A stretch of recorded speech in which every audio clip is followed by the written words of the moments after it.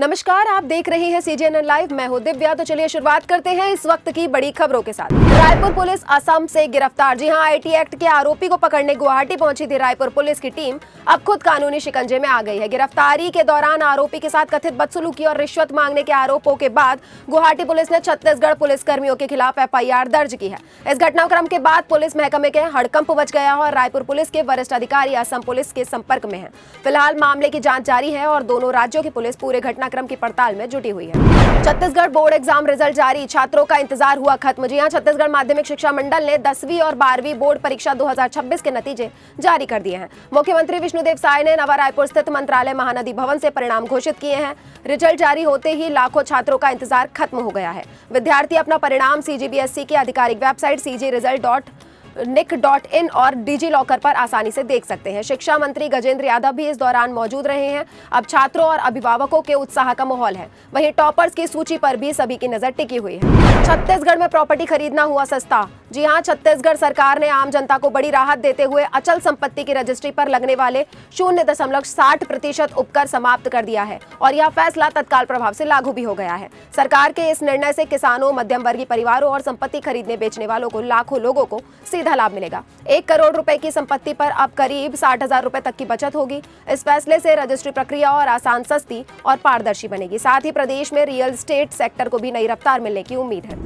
छत्तीसगढ़ में लॉन्च हुआ ई श्रम साथी ऐप। सरकार के श्रमिकों को घर बैठे सरकार की योजनाओं को और जानकारी देने के लिए ई श्रम साथी मोबाइल ऐप लॉन्च किया है। इस ऐप के जरिए श्रमिकों को रोजगार के अवसर, सरकारी योजनाओं और जरूरी सुविधाओं की जानकारी आसानी से मिल सकेगी। मुख्यमंत्री ने कहा है कि श्रमिक प्रदेश और देश की अर्थव्यवस्था की रीढ़ है, इसलिए उनके हितों की रक्षा सरकार की सर्वोच्च प्राथमिकता है।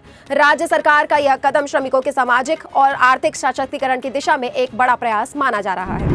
46 गांवों में लगेगा ग्रे वाटर प्लांट। जी हां, बिलासपुर जिले में पानी की किल्लत से निपटने के लिए बड़ा कदम उठाया गया है। 46 गांवों में ग्रे वाटर ट्रीटमेंट प्लांट लगाया जाएगा, जिनमें से 25 परियोजनाएं पूरी हो चुकी है। यह आधुनिक देवास तकनीक गंदे पानी को साफ कर दोबारा उपयोग में लायक बनाएगी। इससे नदियों और तालाब प्रदूषित से बचेगा। वहीं उपचारित पानी का इस्तेमाल खेती, बागवानी और अन्य कार्यों के लिए किया जा सकेगा। गर्मी के मौसम में यह योजना ग्रामीणों के लिए बड़ी राहत साबित होगी। बस्तर में धर्मांतरण पर फिर बवाल। जी हां, पास्टर से मारपीट का मामला आया सामने। जगदलपुर के रेटवाड़ गांव में धर्मांतरण को शक में लेकर तनाव फैल गया है। ग्रामीणों ने ओडिशा से आए पास्टर और उसकी पत्नी के साथ मारपीट कर दी है, जिसका वीडियो सोशल मीडिया पर तेजी से वायरल हो रहा है। सूचना मिलते ही पुलिस मौके पर पहुंची और हालात को काबू कर लिया है, लेकिन दोनों पक्षों को थाने लाकर समझाइश दी गई है। वहीं पुलिस ने प्रतिबंधात्मक कार्यवाही करते हुए इलाके में निगरानी बढ़ा दी है। फिलहाल गाँव में स्थिति शांतिपूर्ण बनी हुई है। राजधानी में बोर खनन पर सख्त रोक। भीषण गर्मी और गिरते जलस्तर को देखते हुए जिला प्रशासन ने बड़ा फैसला लिया है। कलेक्टर ने 15 जुलाई तक पूरे जिले को जल अभावग्रस्त क्षेत्र घोषित कर दिया है। अब बिना पूर्व अनुमति के नया बोरवेल खनन पूरी तरह प्रतिबंधित रहेगा। पेयजल के अलावा किसी भी निजी या व्यावसायिक उपयोग के लिए बोर कराने का रोक लगा दी गई है। जरूरी स्थिति में केवल सक्षम अधिकारी की लिखित अनुमति के बाद ही बोर खनन किया जा सकेगा। प्रशासन का यह कदम गर्मी में जल संकट से निपटने के लिए बड़ा कदम माना जा रहा है। छत्तीसगढ़ में तबादलों पर लगी रोक। सरकार ने जनगणना 2027 के कार्यों में लगे अधिकारियों और कर्मचारियों के ट्रांसफर पर रोक लगा दी है।